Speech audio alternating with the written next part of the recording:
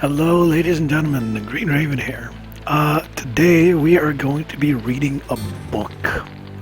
That's right, you heard me. We are going to be reading a book. An Assassin in Orlandes, or however you pronounce that. It's one of those choose your own adventure books, which I loved as a child. And yeah, I actually have a few of those. I recently bought a team. Ask Nat. I recently went on a crazy visual novel binge lately. I've been doing a lot of reading, so yeah. Anyways, let's begin, shall we? The book begins. Alright, choose your difficulty. Before your adventure, you choose your skill level, classic or casual. Classic is for the true hardcore game book hero. You play GA. I don't know, that's whatever. How it's meant to be played. Oh, game book or adventures or something like that. Anyways, where your fate rests on judgment, skill, and a bit of luck. Starting vitality is calculated by rolling 4 dice and adding the total value to 24 for a minimum of 30 and a maximum of 48, which is basically double. Fitness is calculated by rolling 1 die and adding that number to 6 for a minimum of 7 to a maximum of 12. You only get 3 bookmarks, so use them sparingly. Casual. This is for the cultured gamebook reader who wants to truly appreciate the story without the worry of limited bookmarks or the fate of the dice. You get unlimited bookmarks to use throughout the book, as well as these old school cheats. Back button. You can move backwards to a previous page should you take the wrong direction. You can now back up and choose another path. Free choice button. You can unlock all the links irrespective of whether they're available. So you can easily negotiate tricky parts of the story where you require certain items and you can skip combat. Heal me button. You are able to heal yourself at any time and you will never run out of vitality. We will not be doing classic. We'll be doing classic casual. Those of you who know me, you know that I like to play hardcore. You know, one life kind of thing, so we'll be doing classic mode. No healing, no cheating, no backing up. We will read the book as it comes out. So, there we go. Alright, classic mode it is. Alright, you have chosen classic mode. Now you must create your character. First, choose a name.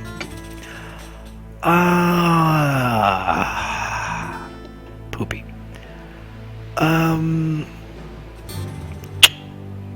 I should have thought of this before I started the recording.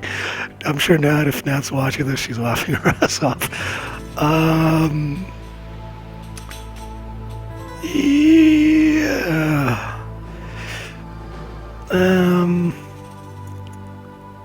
The terrible green shed.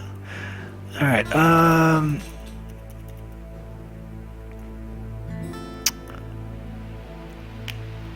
Alright, we shall be the sorta jolly green.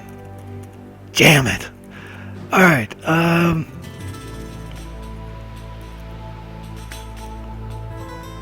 Green Raven it is then, I guess. Whatever. Nat's laughing her ass off right now. I should have come up with the name before starting this, but whatever. I should just be plain old boring Green Raven for now. Alright. We are done with this part. See, now you will determine your starting vitality. Vitality is calculated by rolling 4 dice. Okay. We are choosing our vitality. Ooh, ho ho ho ho! Nice, nice, nice. The dice are with us. I have to take a screenshot of this. The dice are with us. Dice be with you. Excellent. This is a good start. We are very healthy. Now, our fitness. Fitness is agility. You must roll the fitness represents how fit and agile you are. There will be key moments in the story during battles where you need to test your fitness. The higher the value, the better. Fitness is calculated by rolling die and adding the number to a 6 or a 7 or... Okay, so basically, fitness says you roll a die and you either succeed or you fail certain actions. Higher the better. Anyways, roll the fitness. our fitness is 9, which is average. So it's not good, it's not bad, it's average. I would have preferred another 6. That would have been awesome, but oh well. We are playing classic mode, so we can't undo that. So yeah. Oh well. So see, as you can see, it's grayed out. No clicking. Okay. Next up, bookmarks. You also have bookmarks that you can use. Tap the center of the screen, and the bookmarks button will appear in the corner. Bookmarks allow you to save your game at any point. Yada yada. Okay, so basically, yeah, 3 saves per the entire book. So yeah. As again, that's more than enough for me. 3 saves. This thing is pretty quick. It's only like an hour or 2. Anyways, start your adventure. Dun da da dum. An assassin in Orlandes. 17th day of Juno. 774th dawn. 774 dawn years. Today has probably been the worst day of your life. You stare at a distorted reflection in your ale before taking another long swig from the tankard. You can't remember how long you've been here. In fact, you don't even know the name of this tavern. Looking around, it is clearly not a high-class establishment. The floor is covered in sawdust, useful for soaking up spilled ale or spilled blood. You notice the paint is flaking off the walls in long stripes, that the bar is badly stained, and that the tavern keeper is glaring at you as he wipes the tankard with a dry rag. Returning your focus to your drink, you find your mind returning to the events of this morning with Kari. Different things you could have, should have, said and done play through your mind. If only, if only, if only. Oh boy, folks, everyone of us has been there. Anyways, but there is no longer any time for if only, and Kari is now no longer part of your life, and you have to get used to it. Happy endings are the preserve of children, and in the stories traveling minstrels like to tell. Vaguely, you recall that you chose this tavern as a place to drown your sorrows, largely because it was rough and run down, exactly the sort of place a bard would avoid. The last thing you need is to hear some stupid story about love with a tacked on happy ending. You suddenly realize you're gripping your tankard very tightly due to the cheapness of the metal. You have left the imprints of your fingers in the side of it. Looking up, you see the tavern keeper's frown deepen. You quickly turn your gaze away, and suddenly strikes you that you are the only other person in the tavern. You wonder idly when the other drinkers left. You decide that something needs to be done. Swigging back the last of the ale, you bang the tankard on the bar to gain the tavern keeper's attention. Do you wish to buy another drink? If so, turn to page 25. Or would you rather engage the tavern keeper in a conversation by turning to page 17? Alternatively, you can leave by turning to page 45. Uno momento as we quickly check. We have 15 pistados. That is the currency of the realms. We have a leather jerkin, a dagger. Things you know nothing. Things you can use, we have nothing. We have a dagger, your key, and a backpack. Okay. Do we wish to buy another drink? Let's get drunk. If Paige was... What would Paige do? Buy another drink. How much longer are you going to be? Demands the tavern keeper as you demand another drink. Not wishing to provoke him any further, you drink the contents of the tankard in one quick swig. Very impressive, the tavern keeper sneers, taking the gold pistado you have placed on the bar as payment. What do you do as an encore? You stagger to your feet, realizing that you probably shouldn't have indulged in that last one. Your reflexes are somewhat dulled, and you feel filled with a sense of bravado that they will not be to your advantage should you get in a fight. For this reason, your fitness is lowered by 4. This will last until you sober up, most likely tomorrow morning. Leave that tavern by turning to pay. Uh-oh, we got too drunk. Oopsie daisies. This isn't a good beginning to things. Oh boy. I have played this game, by the way, a few times before. I died horribly and savagely. Those of you who have friended me on Steam, I took a few screenshots. I got killed by a necromancer. That was fun. And another time, I went insane and wandered around in a desert for the rest of my life. So very fun. So very fun. Anyways, the cold air assaults your senses as you have the tavern. As you leave the tavern. I'm sorry, folks. It's around in the morning. The words just don't connect with that. Anyways, you hear two heavy bolts being drawn across the door behind you. So retreat is not an option. Drawing your cloak tightly around your shoulders, you begin your journey back to your lodgings. Aided by the lamps that stand at each of the city's crossroads. Between these pools of light, the inky blackness lies deep and impenetrable. The new moon is hardly visible, and the darkness is as complete as the silence. You could almost imagine yourself as the last human alive. What was that? The sound of harsh, raising voices floated towards you in the still of the night. They originate from an alley to your right. Creeping on the alley as quietly as you're able, you can make out what seems to be an altercation. A dropped hand lantern bathes the tableau in an eerie, flickering light. Will you hide in the shadows and observe what is taking place by turning to page 52? Will you rush in and attack and turn the page? Well, we don't really know what we're attacking. All we see is a lantern and people doing things. So we will hide in the shadows, that and we are drunk. Or should we be brave? Let's actually, let's see what's going on, shall we? You stay in the shadows as watch as a well-dressed young man wearing pale-colored silken clothing is pushed roughly aside the alley wall by a taller figure. I don't have the money, whines the foppish young man. It'll take me 3 days to get it.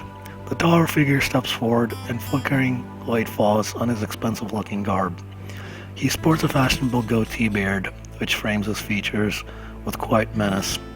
His lips curl up with a cruel sneer. Without a word, he draws a stiletto dagger from his belt and thrusts it deep into the fop's belly. Turn to page 31. The clean-shaven young man gasps and doubles over in pain, clutching his side. Blood wells up between his fingers and he topples to the floor. You can hear him begin to sob and call quietly for his mother. Aww. Incensed at the callous disregard for human life, you leap forward to catch the would-be murderer off guard. He turns and evades your initial blow with ease, stationing himself between you and the dying nobleman. He bares his teeth and snarls menacingly at you. If you wish to fight, to help the young man, you must... if you wish to help the young man, you must fight. Alright, so if we manage to overcome this guy, we can turn to page 40, to page 5. If we are defeated, we will turn to page 420. Fight!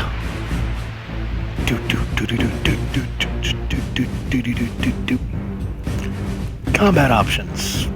Quick dice, sound effects. We have nothing that can be used at the moment. No spells, no tricks, no sand. Do we really need to do a fitness check? We are drunk. We do have the upper hand of having 30 more health than him. So, we do have a bit more defense than him, exactly one more, but that's about it. Right? Attack! Well-dressed thug moves to block the attack. Hey, the well-dressed thug is hit. The well-dressed thug takes 6 damage. Nice. Alright. So let's try again, shall we? Or his turn to attack. Defend thyself. Uh-oh. We're gonna have to beat an 8. You took 8 damage. Get ready to attack. 6. Most excellent. Most excellent. Yeah, we're definitely gonna win this fight. That's not even a question. I mean, we have way more health, even if we're drunk. You must defend yourself. Nice, nice, nice, nice. Luck be with us. Attack! I do not think he will be able to block a 9. It's just a hunch. even with a full 6. But he dodges and takes no damage. What the fuck? How does that work?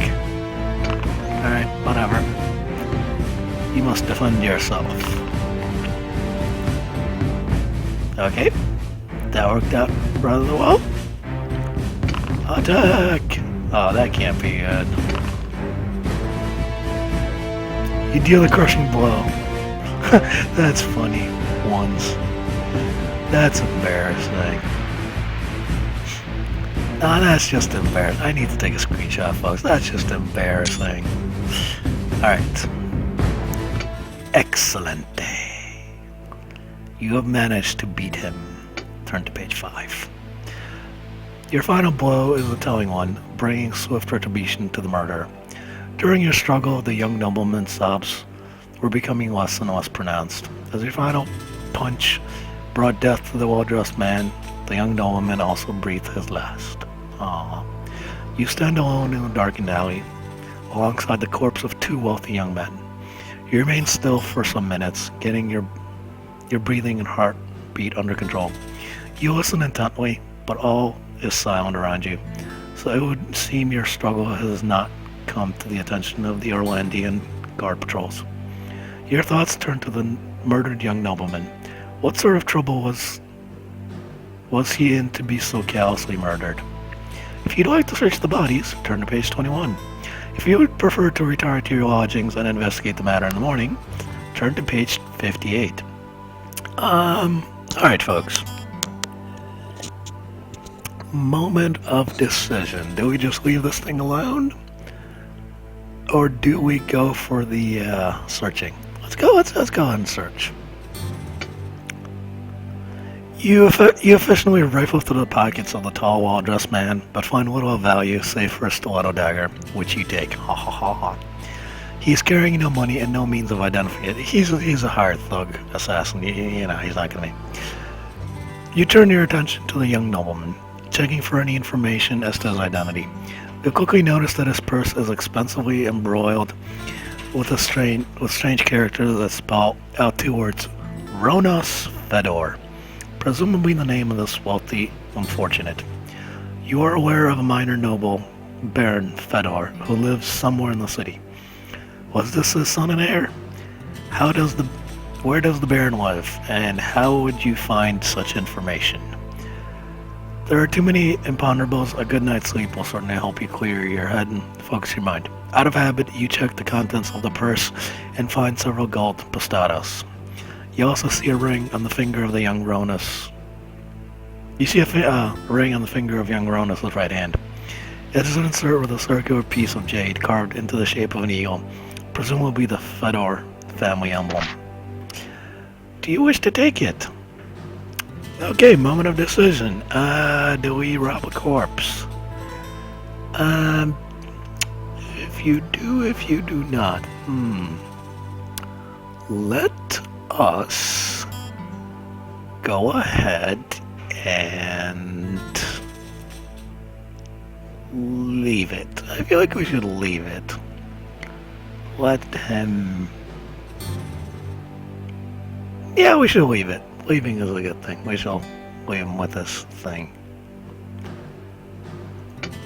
Alright. You decide to leave the ring. It will help identify him, and you're sure that his family would be happy to have a keepsake of his. Yeah, that's... let's not be a douche here. If you want to continue searching their pockets, turn to page 7, or if you wish to leave, turn to page 36. Let's quickly, say... search their pockets. You're turning out the pockets of the 2 men who you hear when you hear a cry from the end of the alleyway. Murder! Stop it! Oh. You curse your misfortune at being discovered. In the space of a heartbeat, you leap to your feet and spring along the alley to the other end. You hear the sounds of pursuit and the rattling of chain links of the armored waistcoats worn by the Orlandian guards. The extra weight they are bearing could serve in your favor. Uh-oh. Uh-oh. Without so much as a backwards glance, you turn and flee into the nearest side street. With a roar, the patrol comes chasing after you. The darkness of the city streets hinders as much as helps you as you wander along, and know you need guile to shake off your pursuers. You dodge into an alley hoping to lose them in a maze of narrow, unlit passages. You come to a junction where you may swing right. Alternatively, you can swing left. Otherwise, you continue straight. Alright. Dot dot dot dot dot. Let's go straight. Deciding the deviation might slow you down, you continue ahead at full pelt. Obstacles and rubbish are strewn along this alleyway, all of which serve to slow you down.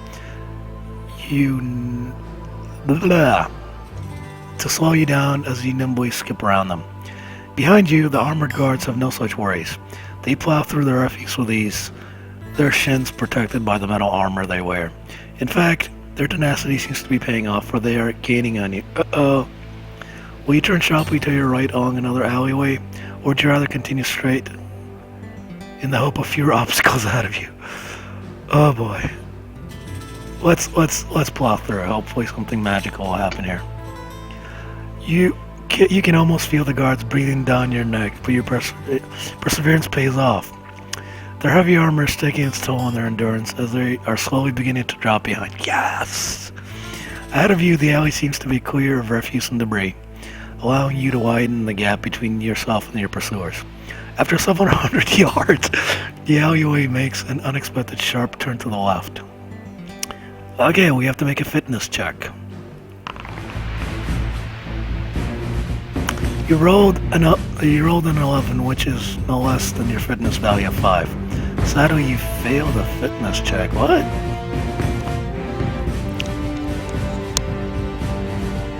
I thought the higher the better.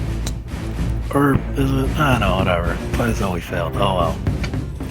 Well, we failed the fitness roll, so what comes of it? Your day spent drowning your sorrows has taken its toll on you, and you're unable to stop in time. Oh, we were also drunk, that's right, I forgot. That's why.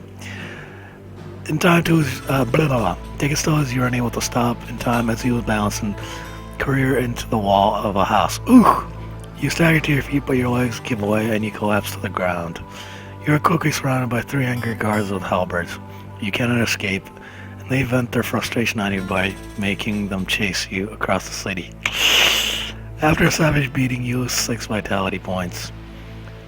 If you still live, turn to page 418. If the beating takes its toll on you, you have no vitality, turn page. Yeah, luckily we're still alive, so. Actually, let us do behold. We have 30. 30 is still good. 30 is still good. Alright.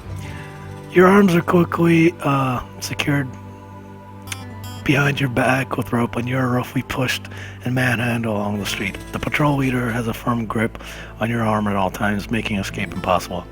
Soon you are brought to the gates of the Orlandes Gale, however you pronounce it. Inside the walls lies a roughly cobbled courtyard that you are dragged across and into the goal. This sinister, imposing edifice strikes fear into the hearts of all Orlandian criminals. The goal is built of black stone, and the various gargoyles and other creatures carved into the walls add to its foreboding atmosphere. Sickness and disease are rife in the prison, and while many enter, few are ever set to leave. You are stripped of all your belongings and money before being dragged to a southern hall made of iron bars. You are thrown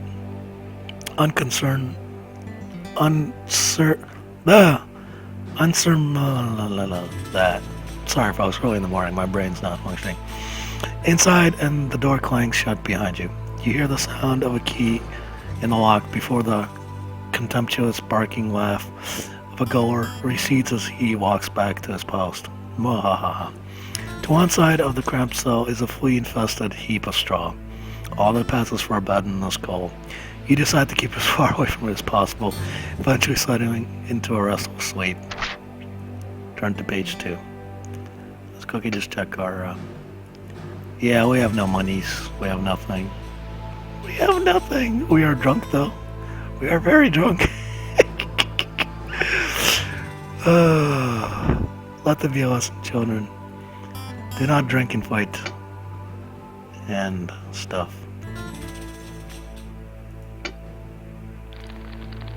Oopsie daisy. Let's continue on my bad. Actually. Yeah. Actually, I will call this a part for now. See you folks in just one wee little bit. Bye-bye, toodles. Sayonara.